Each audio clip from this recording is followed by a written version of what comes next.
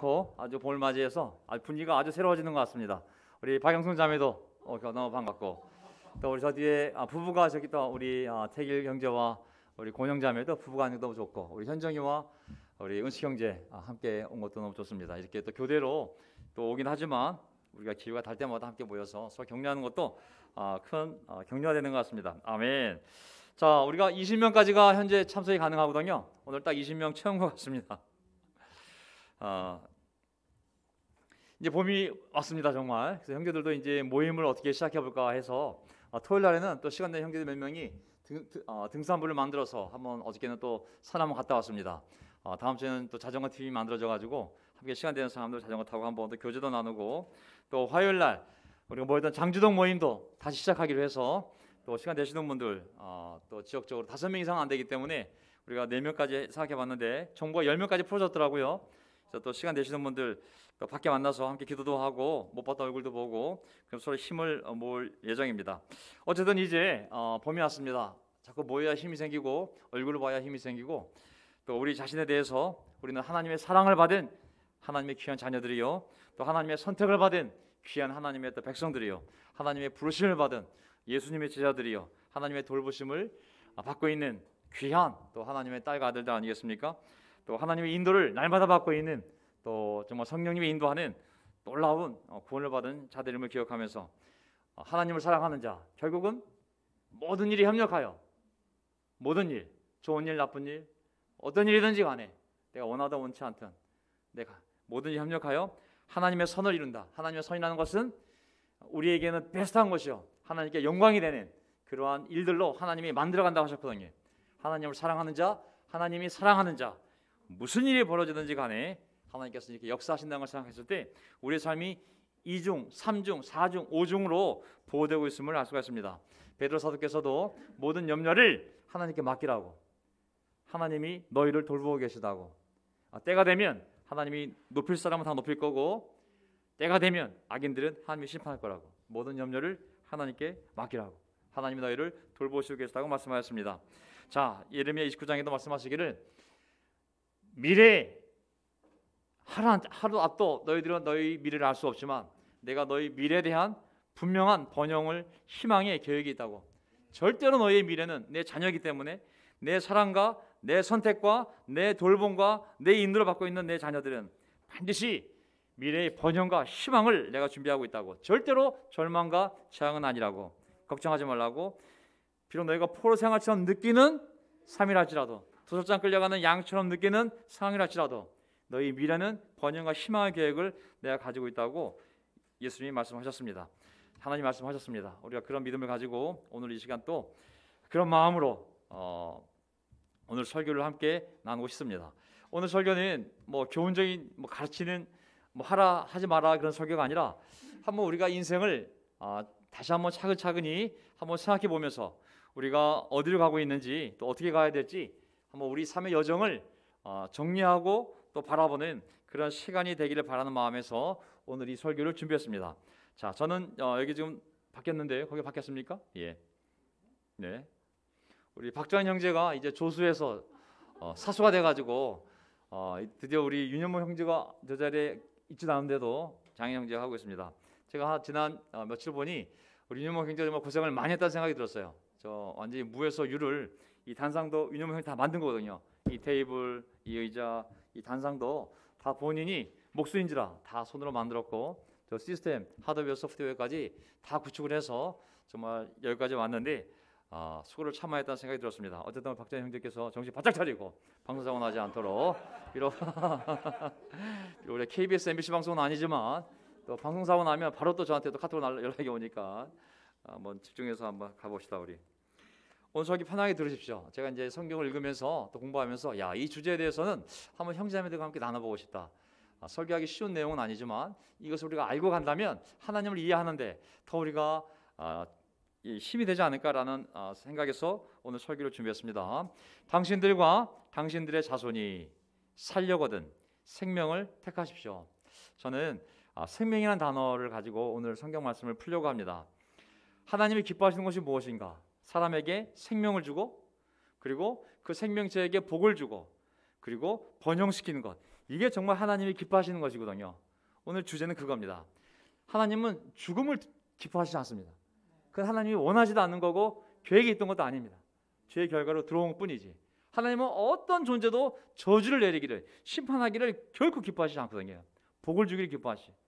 하나님 자기가 창조한 모든 피조물이 번영하기를 바라지, 메마르고 고통당하고 상처받고, 이것은 이 세상의 악의 결과들이지, 하나님은 절대로 자기가 창조한 모든 것들이 다 번영하기를 바라는 거거든요. 그래서 우리는 반드시 생명을, 복을, 번영을 선택을 해야 됩니다. 자, 작은 제목들이 있는데요. 하나님의 생명과 인간의 죽음에 대해서 제가 말씀을 나누겠습니다. 생명은 원래 하나님의 것이고 하나님이 인간에게 준 것이거든요. 하지만 그 생명을 잃어버리게 되면 죽음이 따라오는 것이거든요. 두 번째, 하나님의 말씀이 생명이다. 성경은 분명하게 그 생명이 하나님의 말씀 안에 있음을 얘기하고 있습니다. 말씀대로 살면 참다운 생명을 얻고 그 생명을 풍성히 누릴 수 있음을. 세 번째, 시작에 오게 되면 바로 예수 그리스도가 생명이라고 말씀하십니다. 예수를 믿는 것이 생명을 얻는 것이요, 예수 안에서 사는 것이 참된 생명이요, 예수를 잘 순종하는 것이 풍성한 삶이라고 얘기하고 있거든요. 성경 순서를 보게 되면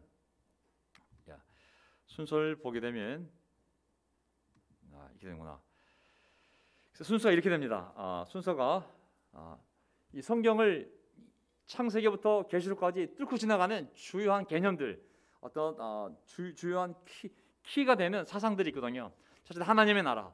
하나님의 나라가 어떻게 세워졌는지, 어떻게 완성될 것인지, 또는 창조 회복. 하나님이 창조된 것을 마귀가 인간의 죄와 약함과 합작을 해서 무너뜨렸는데 어떻게 하나님은 자기가 창조한 이 인간 세계와 이 피조 세계를 다시 완성시키고 회복시킬 것인지, 성경을 뚫고 지나가는 중요한 주제들이거든요.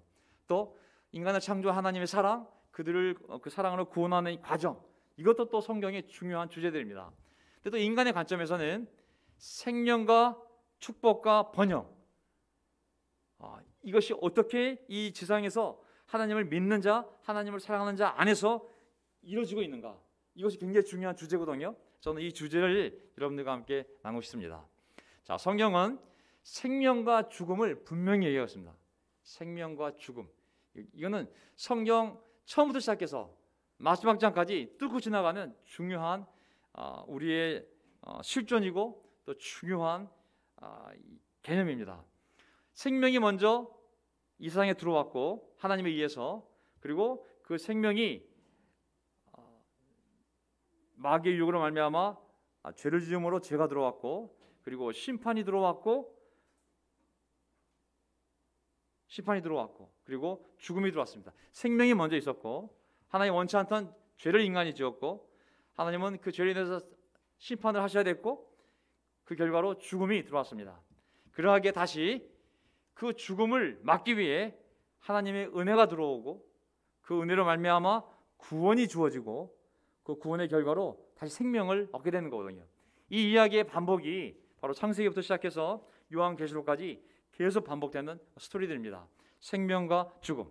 자, 성경은 생명과 죽음을 얘기하고 있습니다. 생명이 먼저 들어왔고, 죄가 들어왔고, 심판이 들어왔고, 그리고 죽음이 들어왔습니다. 그러하기에 그 죽음을 막기 위해서, 죽음은 하나님이 원하는 것이 아니기 때문에 그 죽음을 막기 위해서 하나님의 은혜가 들어왔고, 구원이 들어왔고, 그리고 다시 생명이 그들에게 주어졌는데, 이제 구약에서 그 생명과 죽음을 어떻게 하나님과 하나님 말씀과 연결시키는지 한번 제가 살펴보고자 합니다. 첫째, 하나님의 생명과 인간의 죽음. 자, 우리 만약에 티나이들이 이걸 보고 있다면 어려운 내용이 될 것 같아요. 다소 아이들에게 벌써 죽음을 얘기하고 생명 얘기하는 자체가 좀 어렵잖아요. 근데 한번 들어본다면 언젠가 나중에 또 어떤 책을 읽을 때, 자기 인생관을 세울 때, 또 우주관을 형성할 때 중요한 틀이 되지 않을까 싶습니다. 창세기 1장 30절, 땅 위의 모든 짐승, 잘 보세요. 땅 위의 모든 짐승, 공중의 모든 새, 땅 위에 사는 모든 것, 모든 생물, 움직이는 동물들, 생물들, 곧 생명을 지닌 모든 것, 두 글자로 생물이에요. 생명을 지닌 모든 것에게도 모든 푸른 풀을 먹거리로 준다 하시니 그대로 되었다.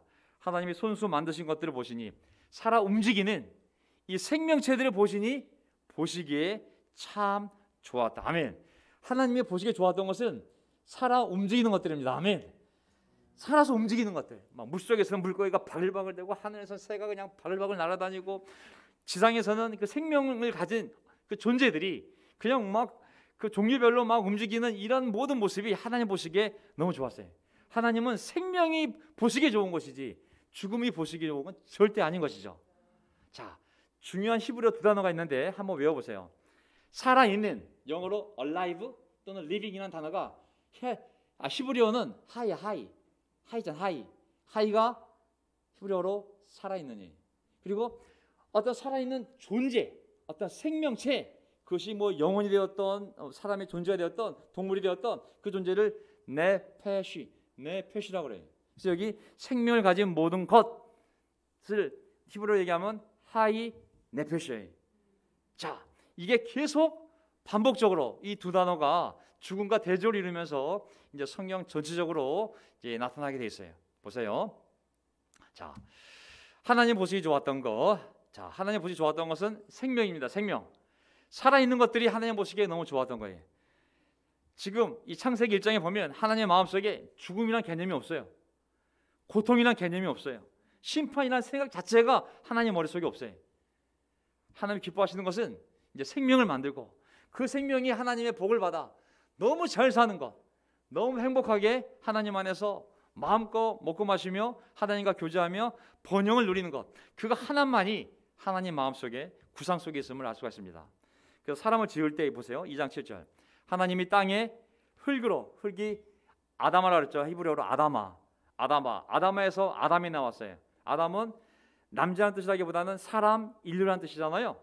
자, 그 아담아 흙을 가지고 아담하게 사람을 만들어. 아담하게 사람을 보면 아담하지 않습니까?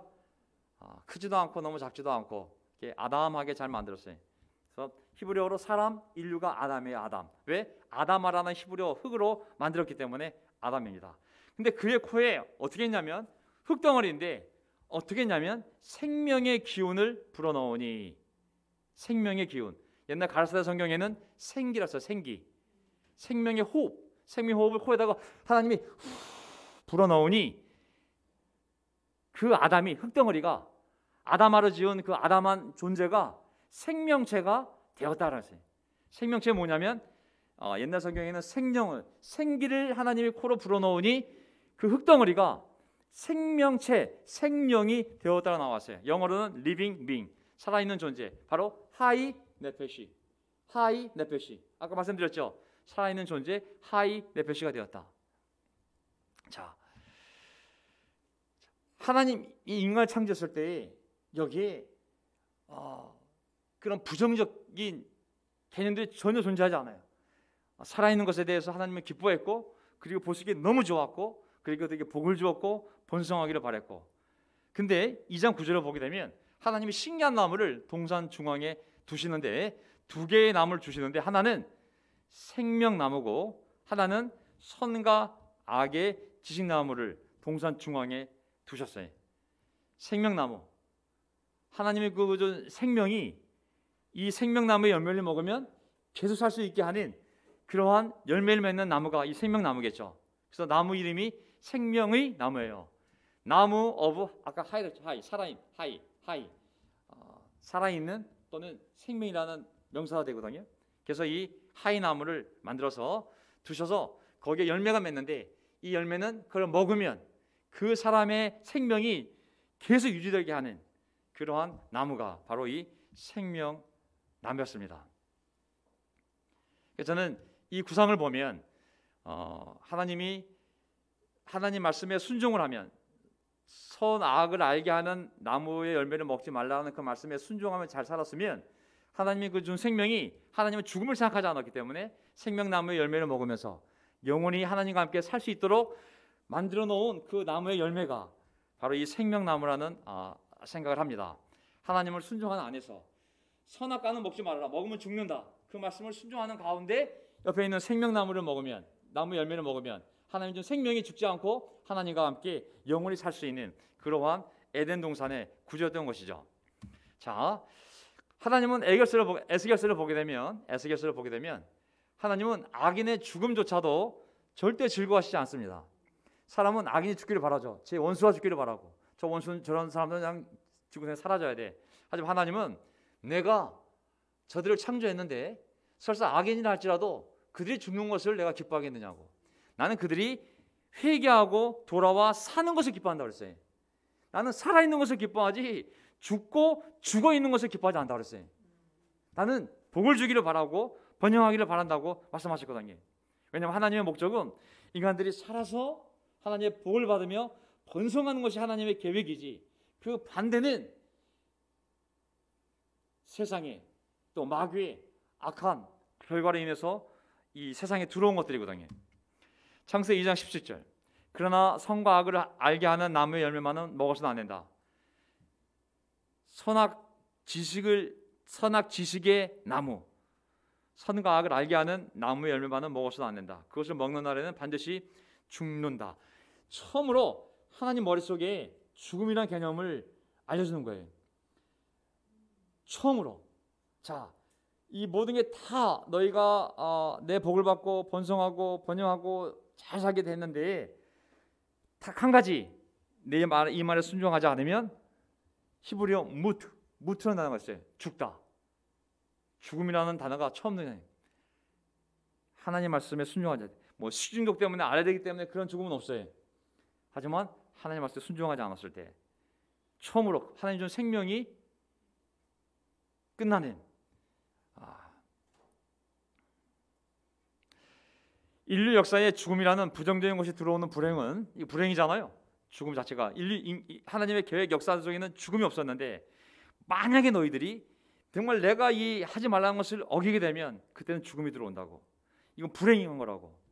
이 불행은 원래 하나님의 선한 계획의 일부가 아니라 죄에 대한 결과로서 하나님의 심판으로서, 죽음이라는 것은 개념이 어떻게 생각하냐면, 히브리어적 개념이 뭐냐면, 제가 이해하기로는 히브리 사전을 통해서 이해하기로는 죽음이라는 단어는 우리가 죽을 사자도 쓰지만 죽음이라는 것은 하나님과 하나님의 창조해 놓은 이 좋은 것들로부터 영원히 분리되는 것이 죽음이에요.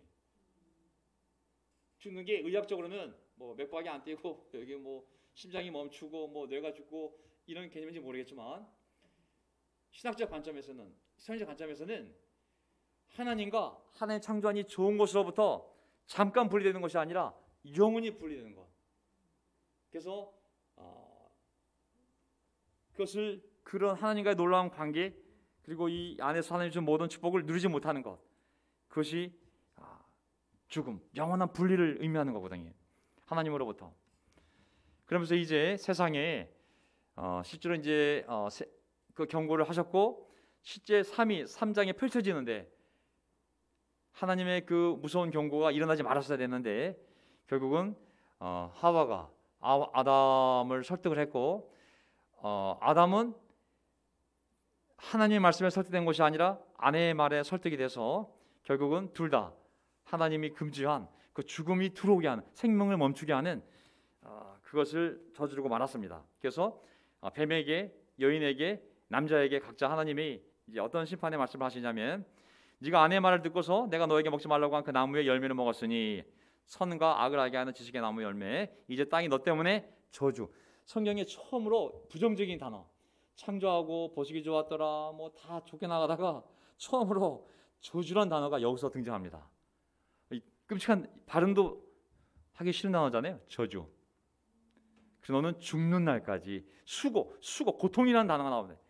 에덴 동산에 지금까지는 뭐 걱정거리가 하나도 없었어요. 고통도 상처도 뭐 부정적인 것도 그냥 하나님 안에서 순종하며 열심히 살기만 하면 전혀 삶에 문제가 없었어요. 노동도 즐거움이었어요. 하나님의 청지기로서. 하지만 어느 순간부터 땅이 저주를 받고 너는 고통을 당해야지만, 땀을 흘리고 마지막 날까지 그렇게 힘들게 살아야지만 먹고 살 수 있을 것이라고. 다 저주, 메마른 땅, 증가된 출산의 고통, 이런 것들은 원래 하나님 보시기에 좋은 것이 절대 아니었어요. 절대 생각이 없었는데, 인간들이 만약에 하나님의 말씀에 불순종하게 되면 인간의 죄악들과 하나님의 거룩성이 부딪히면서 하나님의 심판이 스파크가 일어나고, 그 결과 하나님이 정말 계획하지 않았던, 하나님이 정말 기뻐하시지 않는 이런 일들이 인간 사회에 벌어진다고 말씀하셨는데, 그게만 일어나고 말았어요. 그러면서 이제 아담과 하와한테 주신 말씀이 죽음이에요. 무투예요. 무투. 간접적으로 어떻게 표현했냐면 너는 흙에서 나왔으니 흙으로 돌아갈 것이다. 너는 하이, 내가 살아있는 네페시로 만들었지만 하지만 너는 이제 하이가 아니라 무투, 흙으로. 그 생명의 사라짐을, 이 죽음을 이렇게 표현을 한 겁니다. 창세기 3장 22절. 그러면서 인간 사회에 어떤 슬픔이 들어왔냐면 죽음이 확정이 됩니다. 주 하나님 말씀하셨다. 보아라, 이 사람이 우리 가운데 하나처럼, 이 아담이 우리 가운데 하나처럼 선과 악을 알게 되었다. 이제 그대가 손을 내밀어서 생명나무의 열매까지 따서 먹고 끝없이 살게 하여서는 안 된다. 이제는 생명, 하나님이 준 생명이 지속될까 봐 하나님이 두려워하시면서 뭐라고 말씀하셨어요? 그를 쫓아내신 다음에 에덴 동산의 동쪽에 그룹들을 세우시고 빙빙 도는 불칼을 두셔서 생명나무에 인간이 이르는 길을, 그 생명 열매를 따먹어 그 죄지은 사람이 하나님을 떠나서 계속 그 생명이 유지되지 않도록 그 길을 막아버린 거거든요. 이러면서 이제 피조물의 죽음이 확정이 된 겁니다. 인간의 죽음이 확정된 거예요. 그 생명나무에 이르지 못함을 말미암아, 그 열매를 먹지 못함을 말미암아 그냥 죽음이 확정돼 버린 거죠. 자, 그러면서 이제 창세기 4장 8장이 되면 그 5장 5절을 보게 되면 아담부터 시작해서 이제 아담의 후손들을 역사를 기록했는데 어떻게 시작하냐면 창세기 5장 5절. 아담은 모두 930년을 살고, 이 살다라는 단어는 하이가 형용사면 하야가 히브리어 동사예요. 하야하고 무투했다. 살고 죽었다. 반복이에요. 모든 후손들을 다 이 두 가지 표현한 거예요. 그 셋은 912년을 하야하고 무투했다. 후손들 전부 살고 죽었다. 살고, 이게 핵심이에요. 아이를 낳고 얼마 더 살다가 살고 죽었다. 아이를 낳고 얼마 더 살고 죽었다. 결국은 하야 무투, 하야 무투, 하야 무투 계속 반복이 됩니다. 그다음 5장 23절 보면 에녹 아시죠? 에녹은 모두 365년을 살았다라고만 나와 있어요. 죽었다가 있을까요? 없을까요? 에녹은 죽지 않은 게 무투가 없어요. 무투가 그냥 살았다고만 나와 있어요. 하나님께 바로 올라갔기 때문에 무투가 없어요. 그냥 하야만 있어요. 하야 무투, 하야 무투. 에녹은 하야, 살았다. 무투가 없어요. 바로 하늘로 올라갔기 때문에. 엘리야도 마찬가지고. 그래서 성경은 우리에게 무엇을 얘기하고 있냐면 생명을 얘기해요. 생명. 하나님이 흙덩어리인 이 인간에게 하나님의 호흡, 하나님의 생명의 호흡을 불어넣어서 살아있는 존재, 생명, 아니면 살아있는 존재가 되었는데, 이 생명은 하나님이 복주시기를 바라는 생명이요 번영하기를 바라는 생명인데, 하지만 그 말씀 안에 말씀을 순종하지 않고 죄를 짓게 됐을 때 그 죄악의 결과로서 죽음이 들어와 하나님이 정말 기뻐하시지 않는 그러한 결과를 맺기 때문에 하나님은 어떻게 쓰든지 간에 그 죽음이 들어오지 않도록 생명을 구원하는 일을 하지 않겠습니까? 그러니까 성경은 생명의 구원 역사한 거예요. 내 형상대로 만들어진 인간에게 준 그 귀한 생명이 복을 받고 번영해서 내가 그것을 보며 기뻐하기를 바라는데, 죄를 하나님을 떠나서 불순종하며 죄를 지었을 때 그들에게 닥치는 고통, 메마름, 불행, 죽음을 보고 하나님은 어떻게 쓰든 이 인간을 구원하기 위한 역사가 바로 성경의 역사입니다. 왜 구원하기를 원하셨을까요? 사랑하니까. 너무 사랑하니까. 난 사랑하는 나의 형상을 닮은 저 존재들이 내 복을 받고 번영하기를 바라지, 나를 모르고 죄 가운데서 고통을 당하며 죽음을 맞이하는 것을 하나님이 너무나 고통스럽기 때문에 생명을 살려는 역사를 만들어가는 것이죠. 창세기 50장 20절 이거 보세요. 요셉이 다시 이제 감옥에 풀려갔다가 형들을 만났을 때 뭐라고 그랬냐면, 형님들은 나를 해치려고 하였지만, 잘 보세요. 형님들은 나를 해치려고 하였지만 하나님은 오히려 그것을 선하게 바꾸셔서 오늘과 같이 수많은 사람의 생명을 구원하였습니다. 하나님 역사는 뭐예요? 생명을 구원하는 거예요. 생명이 하나님의 복을 받고 번영하며 잘 사는 것, 그것을 보기에 하나님 보시기에 너무 기뻤다고 한 거거든요. 그 기쁨의 역사가 일어날 수 있도록 하나님은 오늘도 지난 2000년 예수님 역사, 예수님 이전 아브라함 4000년 역사, 그 이전 아담 아마 그 때부터 시작해서 하나님이 인간을 구원하기 위한 모든 구원의 사랑의 역사가 바로 성경 66권에 기록되어 있는 것을 믿습니다. 아멘. 하나님은 악인의 생명조차도 구원하시기를 바라는 거예요. 에스겔서에 나는 악인이랄지라도 죽는 것을 절대 기뻐하지 않아. 내가 악인이 죽는 것을 기뻐하겠느냐고. 왜? 그 생명이 내가 준 생명인데, 내 생명인데 그것이 나에게 무슨 기쁨이 되겠냐고. 악인조차도 돌아와 회개하고 살기를 바란다고. 그냥 사는 것이 아니라 나에게 돌아와 복을 받으며 잘 살기를 바란다고. 그것이 내 기쁨이라고 에스겔서에 분명히 말씀하셨거든요. 우리가 그런 마음을 우리도 배워가야 됩니다. 그래서 성경을 보게 되면 생명이 얼마나 귀한지에 대해서는 우리가 십자가 공부할 때 옛날 퍼스트 프린서플에서 이 구절을 봤어요. 시편 49편 7절 8절을 보게 되면 아무리 대단한 부자라 하여도 사람은 자기의 생명을 돈을 주고 속량하지 못하는 법. 하나님께 속전을 지불하고 생명을 속량할 사람은 아무도 없다. 왜? 생명을 속량하는 값은 값으로 매길 수 없이 비싼 것이어서 그 값을 치르기는 감히 생각도 못할 일이다. 이게 하나님의 하나님의 생명을 주어서 흙덩어리가 생명, 움직이는 존재가, 살아있는 존재가 되는데 그것을 하나님, 제가 1억 줄 테니 그 생명 나한테 주시오. 누가 그것을 대가를 지불할 수 있겠어요? 그를 어느 누구도 그 생명을 사서 그 죽음과 바꿀 수가 없다는 거거든요. 생명이 그렇게 귀한 것입니다. 생명 우리 게 아니에요. 하나님이 우리에게 생명을 주신 거거든요. 우리 게 아닙니다. 정말 귀한 겁니다. 자, 그러면 신명기에 모세가 이제 광야 40년을 방황하다가 가나안 땅, 약속의 땅 들어가기 전에 요단강 건너편 모압 평야에서 백성들을 모으고 신명기 다시 한번 가르침을 다시 리마인드 시켜줍니다. 자, 내가 40년 동안 설교한 내용이지 내가 총정리해 줄게. 자, 이 설교 다시 듣고 그 믿음 가지고 들어가야 돼. 가나안 땅. 자, 앉아. 신명기가 바로 그 내용이잖아요. 그 내용을 다 설교한 다음에 모세 설교 모음집이잖아요. 맨 마지막에 뭐라 그랬냐면 설교 클로징 멘트가 이겁니다.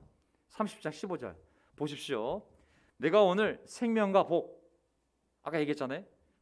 하이, 복, 번영과 행복, 그리고 죽음, 무트, 그리고 화, 파멸과 불행을 당신들 앞에 내놓았습니다. 선택하십시오. 자, 여기 나와 있는 번영과 행복은 공동 번역이나 개정 번역에 다른 번역본에 나오는 거 제가 다 같이 붙여놨어요. 어떤 데는 복이라고 번역하고 어떤 데는 번영, 어디는 행복이라고 번역을 했거든요. 어쨌든 간에 여기에 이 복 안에는 이게 다 번역이 다 가능한 단어이기 때문에 이렇게 번역해놨습니다. 자, 오늘 하나님이 준 생명, 그 생명을 받고 순종하며 살면서 복을 누리고 싶어?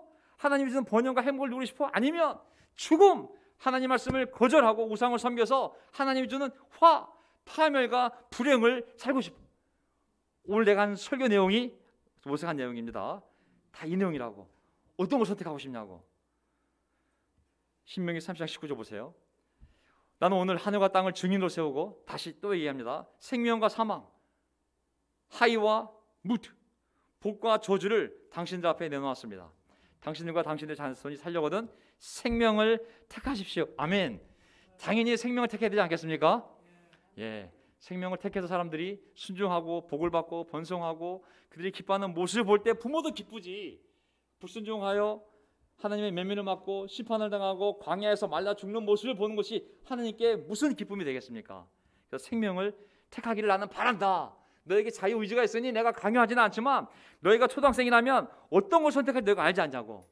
내 말을 듣고 내 말을 믿고 나를 사랑하고 순종해서 난 너희들이 내 복을 받으며 번영하며 살 때 너희도 행복하고 행복히 사는 모습을 보는 나도 행복하니 그 결정을 하기를 바란다. 그 말이 바로 이 표현인 거죠. 생명을 선택하라. 그래서 우리가 그 10절을 보게 되면 내가 오늘 당신들에게 명하는 대로 당신들이 하나님을 사랑하고, 이 구절 잘 보세요. 하나님을 사랑하고 그의 길을 따라가며 그의 명령과 규례 법도를 지키면 당신들이 잘 되고 번성할 것입니다.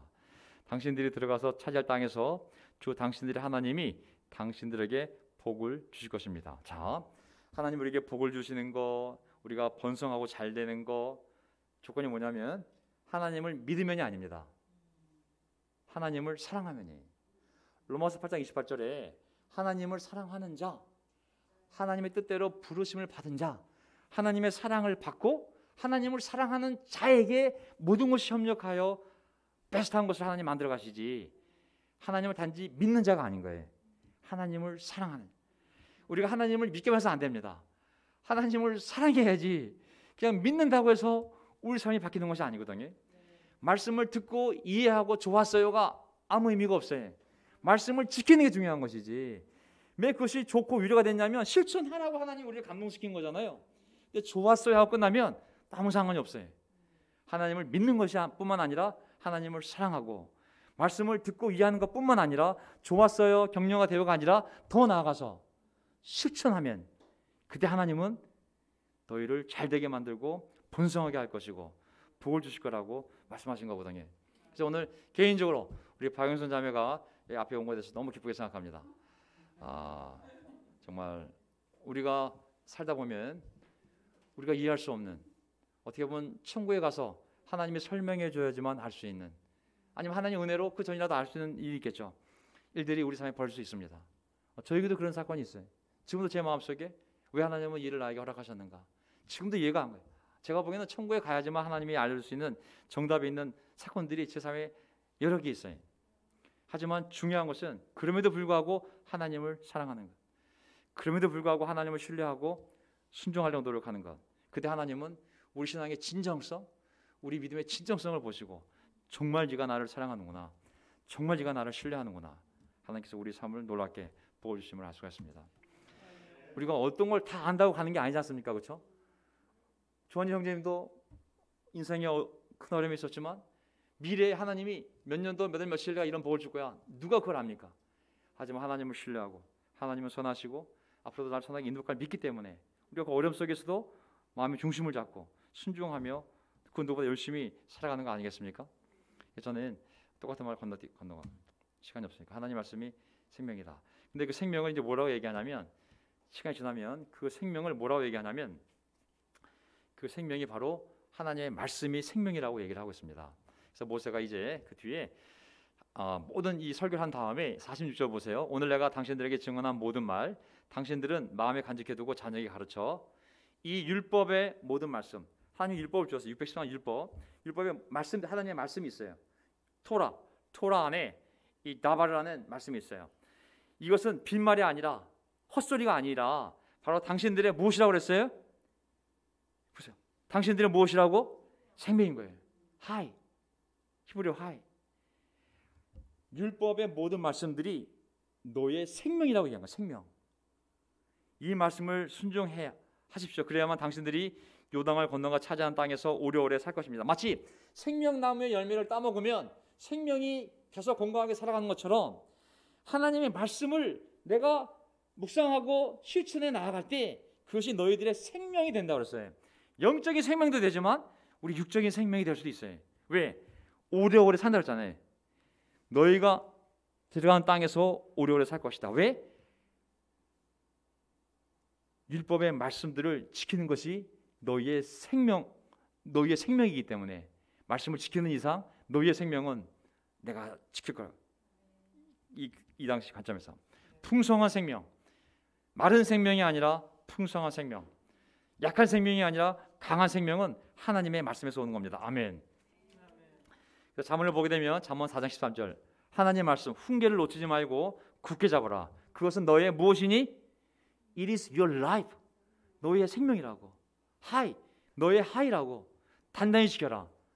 우리의 건강이 하나님 말씀과 직결되어 있습니다. 아멘. 이게 말씀 따로 건강 따로가 아닙니다. 하나님 말씀을 지키는 것은 뭐냐면 내 건강을, 내 생명을 지키는 것과 똑같은 겁니다. 아시겠죠? 말씀을 지키는 게 내 생명을 지키는 거예요. 잠언 4장 22절 이 말, 내가 이 주는 하나님의 말씀은 그것을 얻는 사람에게 생명이 되며 그의 온몸에 건강을 준다. 더 나가고 있어요. 이 말씀은 그냥 뭐 종교적인 것이 아니라 이 말씀을 간직하고 지키면 너의 생명이 될 뿐만 아니라 온몸에 건강을 준다 그랬어요. 근데 제일 좋은 건강 비타민은 뭐예요? 하나님 말씀인 거예요. 아침 저녁으로 비타민제 드시지 마시고 아침 저녁으로 신약 구약을 드세요. 그게 제일 좋은, 몸에 제일 좋은, 우리 생명에 도움이 되고 우리 태아에 도움이 되고 우리 건강에 도움이 되는 것이 하나님의 말씀이에요. 건강이라는 단어, 히브리 단어를 찾아보면은 어떤 의미가 있냐면 고치다, 치료하다, 구제하다 그런 말이 있어요. 그러니까 하나님 말씀에 들어가면 어떤 역사인지 모르겠지만 어떤 부분이 고쳐지고 치료되면서 마음의 건강, 영혼의 건강, 육신의 건강이 좋아지는 방향으로 우리를 인도해 가고 있음을 저는 믿습니다. 아멘.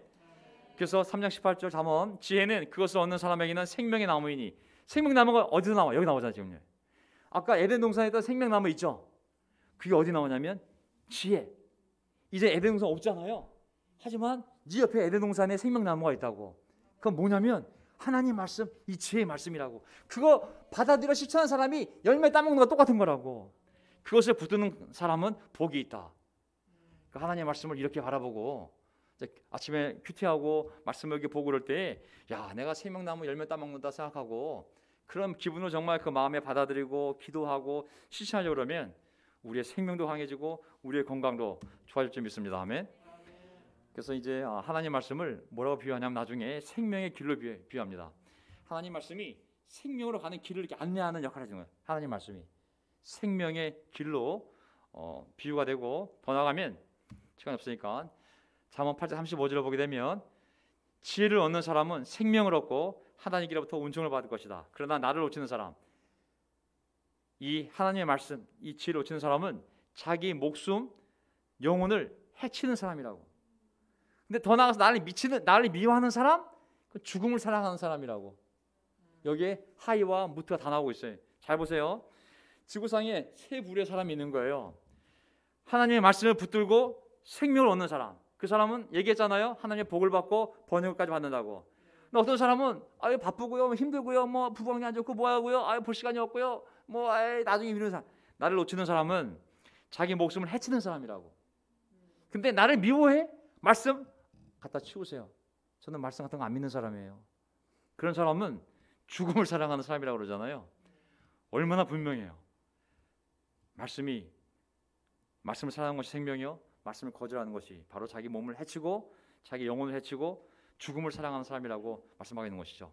이제 신약에 와서는 제가 다음 주에는 신약에서 생명과 죽음이 어떻게 바뀌냐면 영적인 생명, 영원한 생명, 영적인 죽음, 영원한 죽음을 바뀌기 시작해.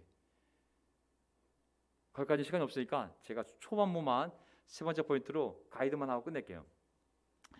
하나님의 말씀이 생명인데 이제는 예수 그리스도가 생명으로 우리에게 오십니다. 아멘. 말씀 되시는 그리스도. 태초에 말씀이 있었는데 그가 하나님과 함께 있었고 그 말씀이 하나님과 함께 있었고 그 말씀이 하나님이었다. 근데 그 말씀이 다시 뭐로 바뀌냐면 그가 하나님과 함께 있었고 말씀이 그가 되어버리거든요. 바로 그 말씀은 로고스, 예수 그리스도를 얘기하는 거거든요. 예수 그리스도가 생명이다. 두 번째 포인트, 하나님 말씀이 생명이다. 근데 그 하나님 말씀이 예수 그리스도인 거예요. 예수 그리스도가 생명이다. 자, 이걸 제가 설명 끝낼게요. 시간이 없으니까.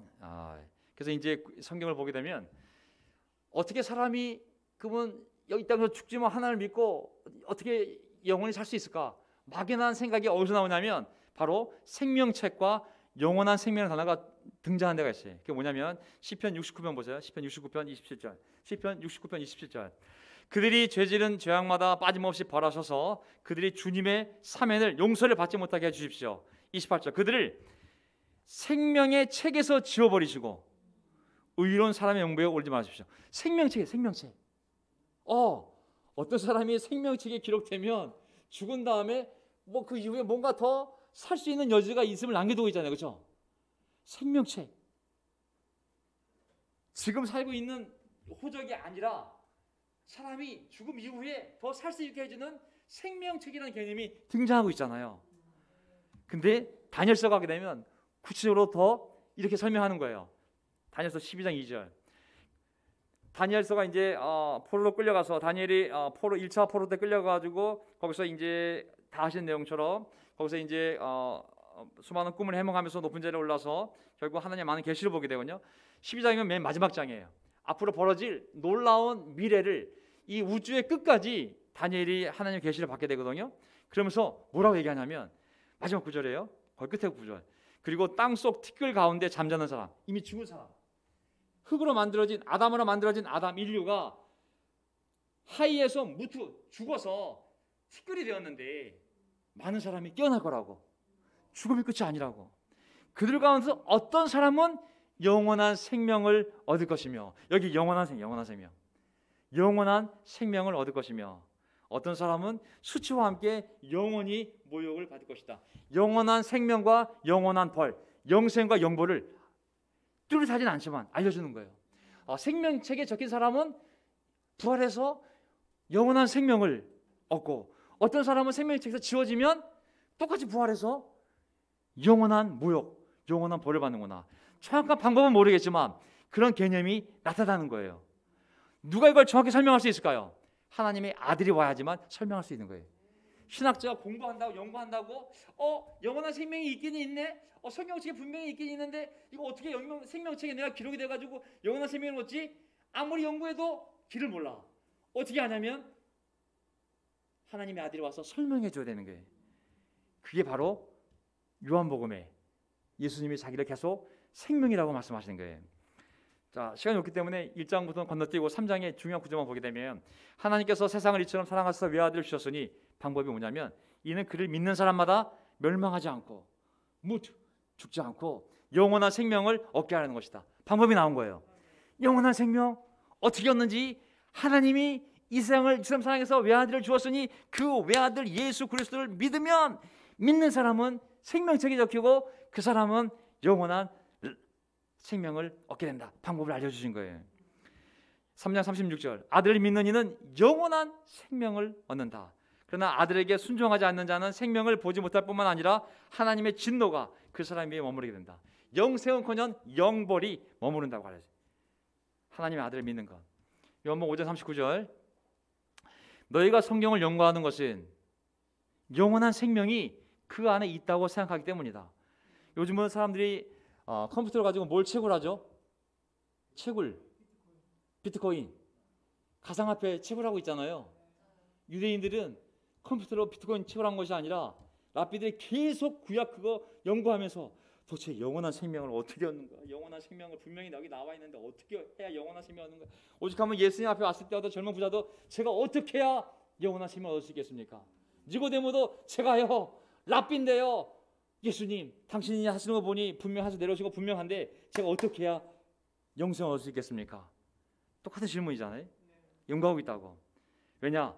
성경은 나에 대하여 증언하고 있다. 그런데 너희는 생명을 얻으러 나에게 오려고 하지 않는다. 생명은 오직 예수님 안에 있고 그 생명을 얻는 방법도 예수님 안에 있는 것이죠. 생명, 축복, 번영, 그것은 오직 누구 안에만 있어요? 예수님 안에만 있어요. 어떤 음식, 어떤 보약, 인삼 이런 것이 생명과 건강이 아니라 바로 나에게 오라고. 너희는 나에게 오지 않는다고.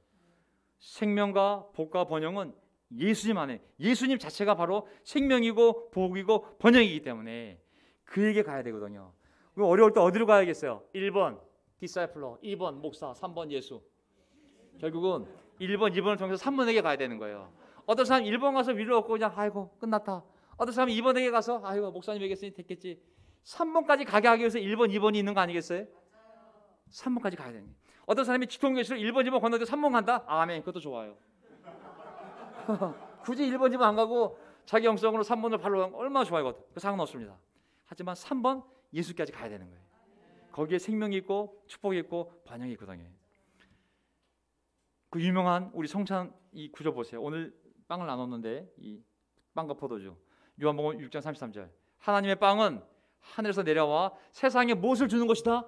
생명이에요. 하나님의 생명. 6장 35절.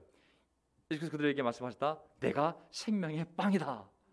48절. 나는 생명의 빵이다. 계속 말씀하시는 거예요. 내가 생명이라고. 너희가 성찬 때 띄어먹는 그 빵이 뭘 상징하는 줄 알아? 그 빵은 내 찢겨진 살이요, 내 살이 너희 안에 있다는 것은 내 생명이 너희 안에 있다는 것이라고. 내 생명은 영원한 생명이기 때문에 너희는 죽지 않는 거라고.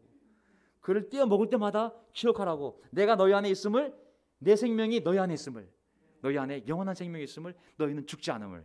그게 성찬의 중요한 메시지잖아요. 요한복음 11장 25절 예수께서 마르다에게 말씀하셨다. 나는 부활이요 뭐라고? 내가 생명이라고. 내가 생명이라고. 나를 믿는 사람은 죽어도 살고 살아서 나를 믿는 사람 영원히 죽지 아니할 것이다. 우리 성찬 때 매주 그 예수님의 살을 상징하는 그 빵을 떼어 먹은 말미암아 우리 안에 그 생명이 있음을, 영원히 죽지 아니하는 존재임을 매주 할 때마다 기억하는 것이죠.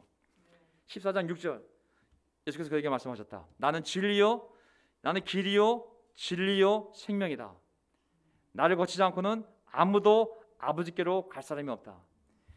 예수 안에서 영적인 생명을 얻어야 돼. 하나님은 영이시기 때문에 천국은 영이다. 내가 영적인 존재가 돼야 돼. 영이 생겨야 돼. 두 번째, 영원한 생명 오직 예수님 안에 있는 거잖아요. 하나님의 생명이거든요. 예수님을 통해서만 우리가 받을 수 있는 거거든요. 그러니 예수님을 통하지 않고 어떻게 하나님 아버지께로 갈 수가 있겠어요? 내가 생명인데. 마지막 구절, 이게 마지막 구절입니다. 요한복음 20장 31절. 그런데 여기에 이것이 남아 기록한 목적은 요한이 앞에 20장까지 다 예수님의 가르침과 행적을 기록한 다음에 이것을 기록한 목적은, 이 조금 되는 양이 남아 기록한 목적은 여러분을 하여금 예수가 그리스도요 구세주요 하나님의 아들이심을 믿게 하고 또 그렇게 믿어서 예수의 이름으로 하나님의 아들의 이름으로 무엇을 얻게 하려 합니다. 결국은 성경 뭘 얘기하는 거예요? 생명을 얘기하는 거거든요. 생명. 이 죽어 없어지는 이 생명이 아니라 풍성한 생명, 하나님이 주시는 풍성한 삶, 그리고 영적인 삶, 영원한 삶을 얻게 하기 위하여 이 모든 성경책을 기록했다고 말씀하고 있는 것입니다. 저는 오늘 주일 아침에 갑자기 죽음을 얘기해서 되게 죄송한데요, 그것이 성경의 목적이 아니거든요. 그것은 하나님이 진짜 원하는 것을 하지 않으면 저절로 그것이 들어온다는 것을 경고하는 것뿐이지, 내가 두 개 만들었다 또 A 할래 B 할래 이 얘기가 아닌 거거든요. 하나님은 A만 만들었어요. 생명, 축복, 번영. 하지만 너희들이 정말 어리석게도 뭘 소화하는지 모르겠지만 이걸 선택하지 않으면 하나님의 거룩성에 의해서 자연적으로 이러한 고통스러운 것들이 너희 삶에 들어온다. 어떤 걸 선택할래? 이것은 50대 50이 아니라 이것만 선택하라는 얘기예요. 하나님을 사랑하고 하나님을 순종하는 자, 모든 일 협력하여 하나님의 선, 곧 그에게 베스트한 것을 하나님께 영광이 되는 삶으로 바꾸자는 걸 믿으시면서 우리가 어떤 지경에 있든지 간에 하나님을 사랑하고 그리고 하나님의 뜻을 따라 살려고 노력한다면 저는 우리의 생명 하나님이 지켜주시고 풍성하게 만들어주시고 복을 주시고 번영하게 만들어주시고 우리의 상생과 기대를 뛰어넘는 놀라운 미래가 우리에게 준비되어 있을 줄 믿습니다. 아멘. 그래서 저는 어떤 일이 벌어져도 기뻐하며 감사하며 가자고. 지금 당장은 고통일지 모르겠지만 슬픔일지 모르겠지만 하나님은 그런 것을 절대 기뻐하시지 않는 분, 내가 행복하고 번영하고 복받기를 바라시는 하나님의 놀라운 계획이 있을 거라고 그걸 신뢰하고 걸어가는 저와 우리 모두가 되기를 바라면서 설교를 마치겠습니다. 아멘.